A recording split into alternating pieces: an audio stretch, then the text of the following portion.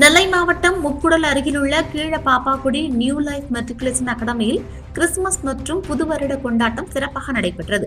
இதில் முக்குடல் பாப்பாக்குடியை ஊராட்சி ஒன்றிய சிறப்பு குழந்தைகளுடன் நியூ லைஃப் பள்ளி மாணவ மாணவியர்கள் சேர்ந்து கொண்டாடினர். சிறு குழந்தைகள் மகிழ்ச்சி அடையும் வண்ணம் கலை நிகழ்ச்சி மற்றும் விளையாட்டுகள் நடைபெற்றது. பின்னர் புத்தாண்டு பரிசுகள் வழங்கப்பட்டது.